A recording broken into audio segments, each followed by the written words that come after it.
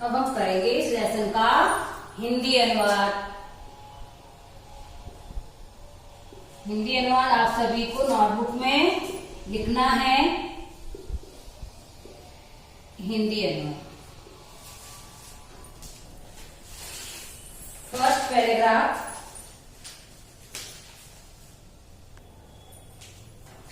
First paragraph है भारतस्य दक्षिण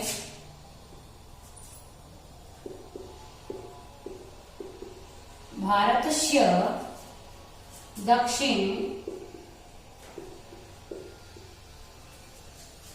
यहां से लेकर बद्वा नेष्यति इति तक। फर्स्ट पैराग्राफ जो चित्र के ऊपर बना हुआ है इति, ये हो गया फर्स्ट पैराग्राफ। तो इसका हम करेंगे हिंदी अनुवाद। भारत के दक्षिण दिशा में भारत के दक्षिण दिशा में कांची नाम नगरी थी। कांची नाम नगरी थी। उसके बाद कांची नगरी के पास कांची नगरी के पास कांची नगरी के पास एक विशाल वट वृक्ष था। एक विशाल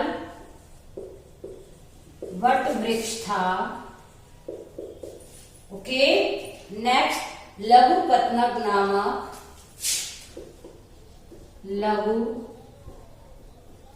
लघुपत्नक नामक एक गिद्ध वट वृक्ष के नीचे बैठा था। लघुपत्नक नामक गिद्ध वट वृक्ष के नीचे बैठा था।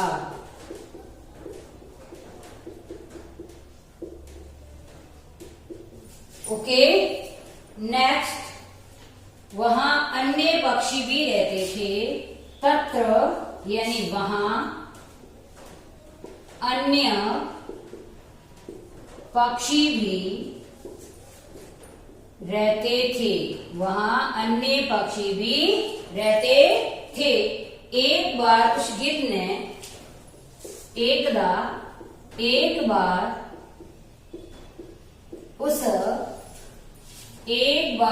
उस गिद्ध ने वृक्ष के पास जाकर वृक्ष के पास एक शिकारी को देखा। गिद्ध ने वृक्ष के पास एक शिकारी को देखा। एक शिकारी को देखा। ओके, नेक्स्ट और सोचा अचिंत्य यानी और सोचा पाप करने वाले को धिक्कार है। पाप करने वाले को धिक्कार है। पाप करने वाले को धिक्कार है। नेक्स्ट, इस प्रकार धिक्कार है। इस प्रकार इति यानी इस प्रकार। बाद में उस गिद्ध ने सभी पक्षियों को बोला। अनंतरम यानी बाद में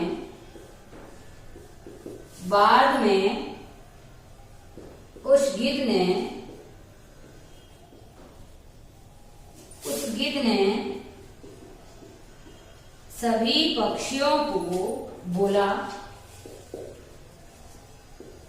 सभी पक्षियों को बोला अहे पक्षियों, अहे पक्षी, अहे पक्षियों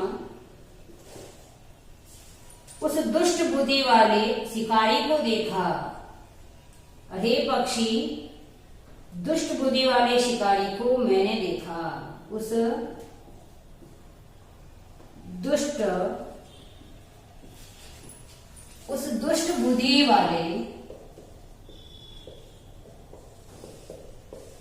बुद्धि वाले शिकारी को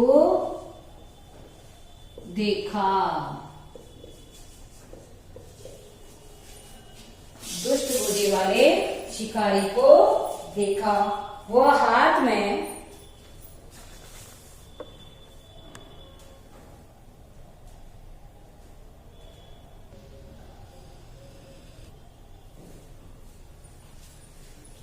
वह हाथ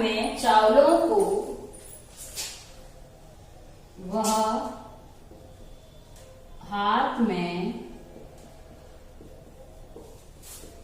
चावलों को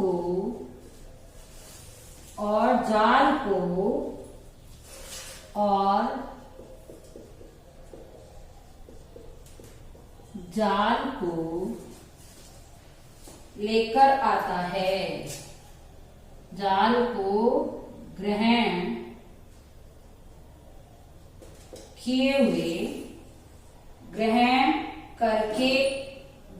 करके हुए आता है। वह हाथ में चावलों और जाल को ग्रहण किए हुए आता है।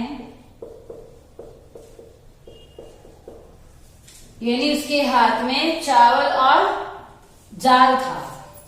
उसके आगे वह वृक्ष के नीचे जाल को फैलाकर चावलों को बिखेरेगा। वह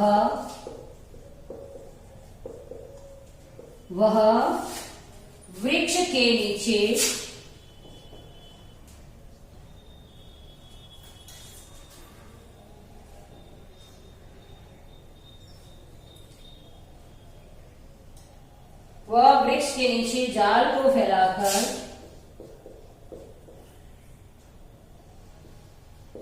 जाल को फैलाकर चावलों को बिखेरेगा। जाल को फैलाकर और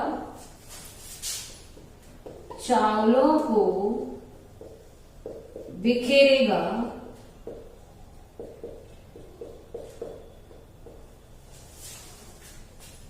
उसके बाद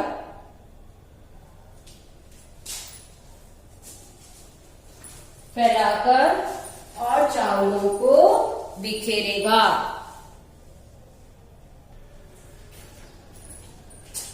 नेक्स्ट, लोभेन तंडुलान खादितुम, लोभी चावलों को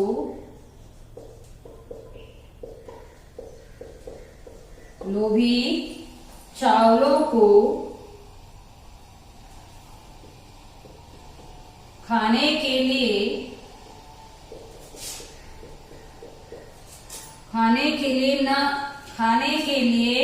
नहीं जाओ। लोभी चावलों को खाने के लिए नहीं जाओ।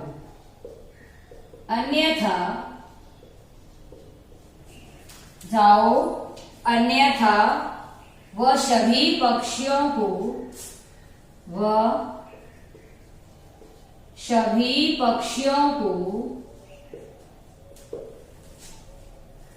बद्वानेशति, बंदी बना लेगा।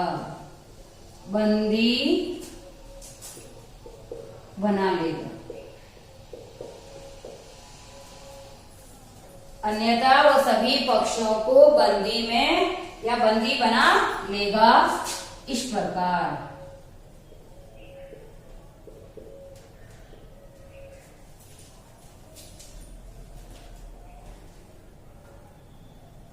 नेक्स्ट पैराग्राफ, व्याधः वृक्षस्य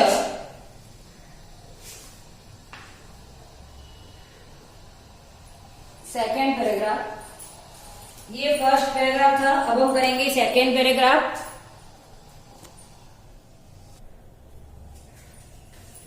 अब हम करेंगे नेक्स्ट सेकेंड पैराग्राफ। व्याद वृक्षस्य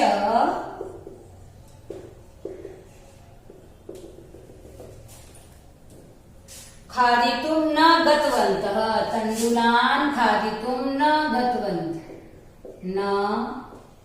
गतवन्तः, यहाँ तक लिखना है। ठीक है, ऐसे ही जैसे मैंने यहाँ पे छोटा सा लिखिए डेस्टिस करके यहाँ पैराग्राफ को कंप्लीट किया है, वैसे ही आप सभी को नोटबुक में इस तरीके से करना है।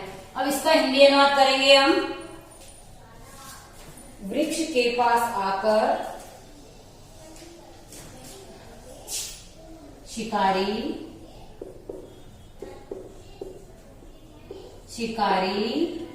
वृक्ष के पास जाकर सोचने लगा। वृक्ष के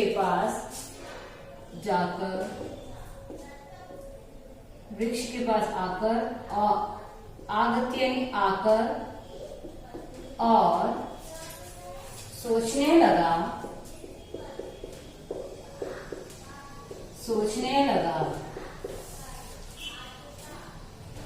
यहाँ बहुत पक्षी रहते हैं। यहाँ बहुत पक्षी रहते हैं। यहाँ बहुत से पक्षी रहते हैं। उसके बाद वृक्ष के दोनों ओर जल भी हैं। वृक्ष के दोनों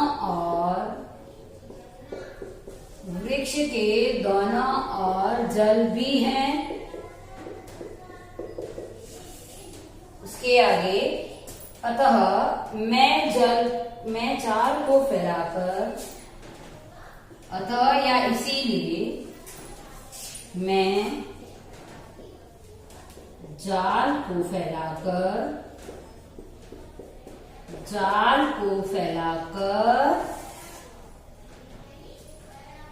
और चावलों को बिखेर कर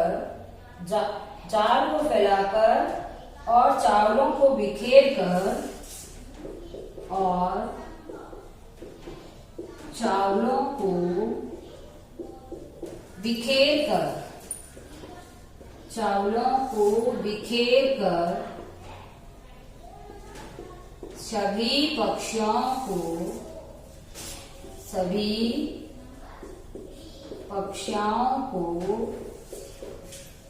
बंदी बना लूंगा।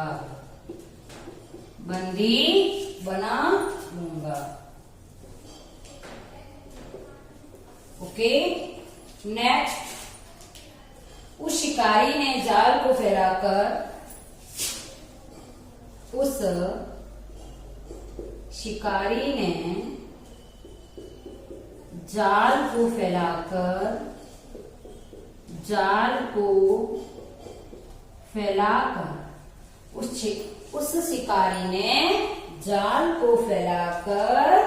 चावलों को बिखेर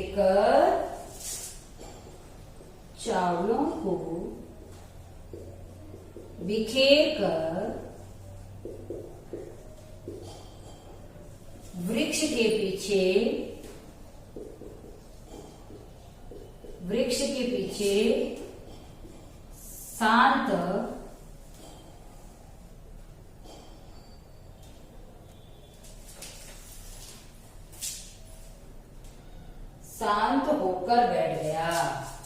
शांत होकर बैठ गया। वृक्ष के पीछे शांत होकर बैठ गया, किंतु लघुपत्न गिद्ध के वचन के अनुसार लघुपत्नाक गिद्ध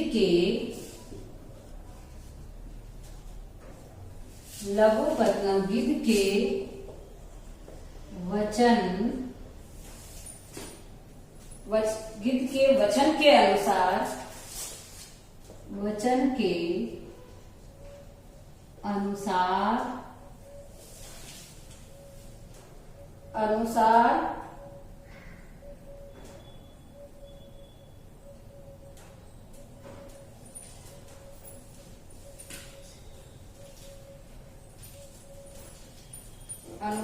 लोभी चावलों को खाने के लिए नहीं गया,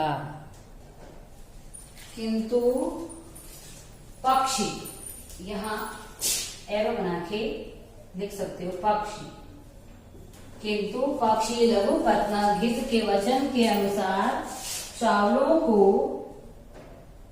लोभी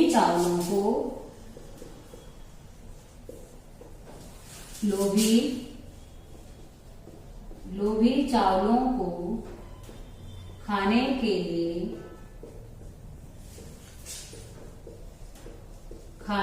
लिए नहीं गए।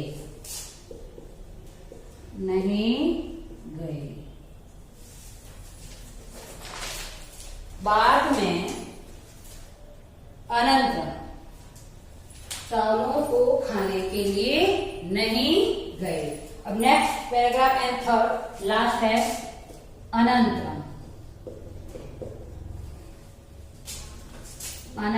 ये थर्ड पैराग्राफ है। अनंतरम एकः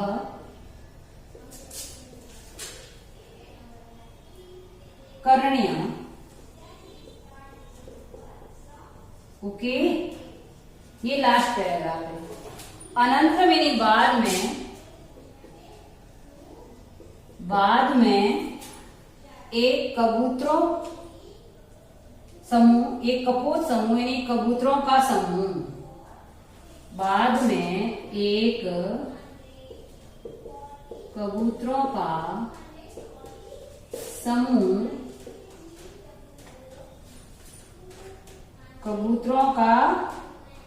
समूह, वट वृक्ष के समीप आता है। वट वृक्ष के पास आगच्छत आता है।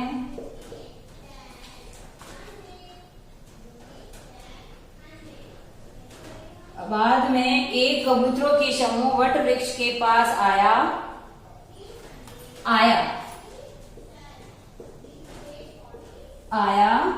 तस्मीर उस समूह में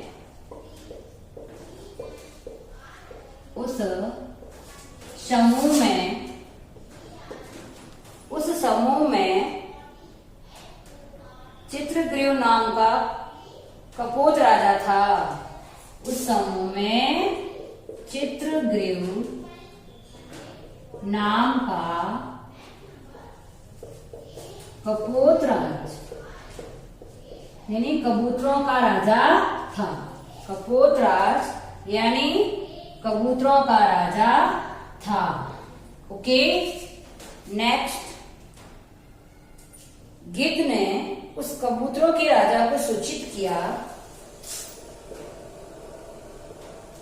गिद्ध ने उस कपोत राज को यानी कबूतरों के राजा को, कपोत राज को सूचित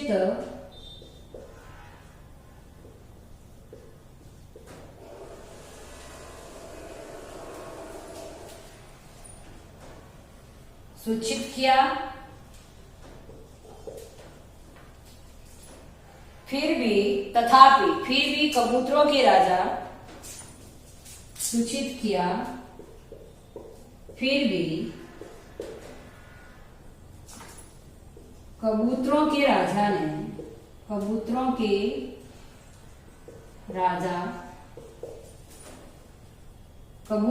साथ, यहाँ कॉस्ट में लिख सकते हो कपोत राज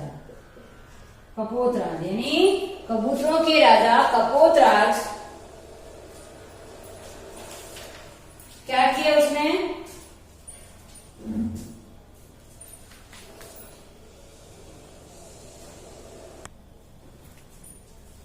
कबूतरों के राजा कपोतराज कबूतरों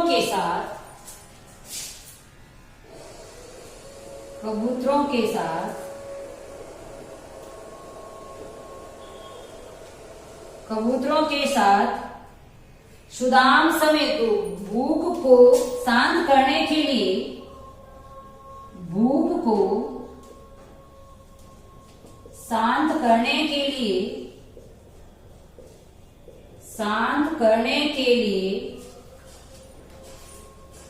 चावलों को खाने के लिए नीचे आए या अपतत यानी गिरे। चावलों को खाने के लिए नीचे आए या गिरे। नेक्स्ट, तदा एव व्याधः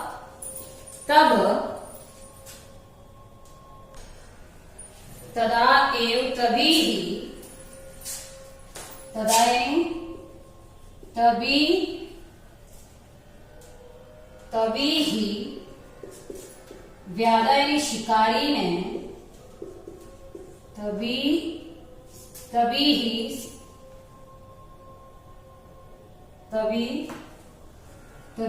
तभी शिकारी ने जाल को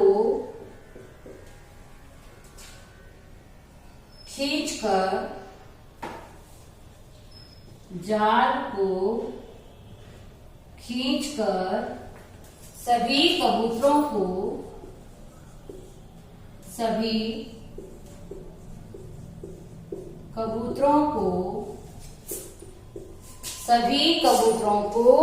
जाल में बंदी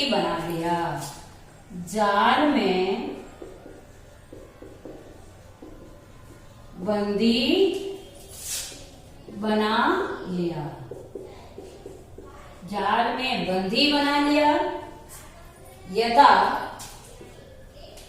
यथा जैसे चित्रग्रीव नाम कबूतर राजा जैसे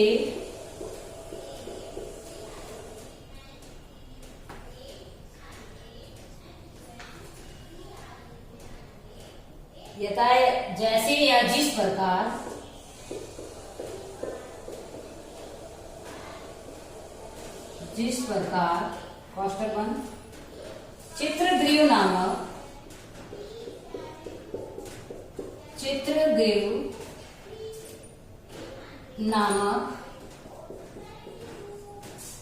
चित्रग्रीव नाम कपोतराज लोभ से बिना विचार किए कार्य किया।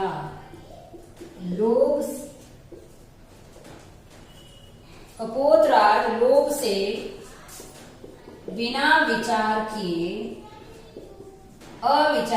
बिना विचार किए कार्य किया। कपोतराज लोभ से बिना विचार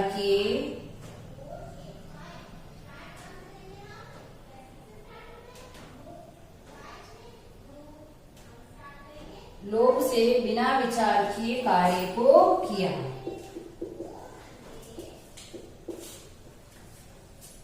तथा उसी प्रकार या वैसे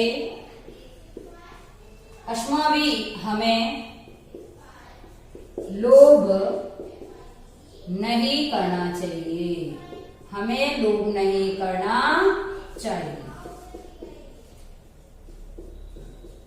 यानी जिस प्रकार चित्रग्रीव नामक कपोतराज ने लोभ में आकर बिना सोच समझे लोभ से बिना विचार किए कार्य को कर दिया, वैसे हमें लोभ नहीं करना चाहिए।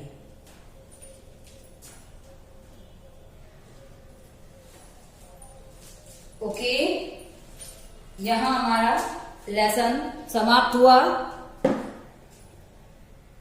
षष्ठ पाठ का हिंदी अनुवाद सभी को नोटबुक में लिखना है।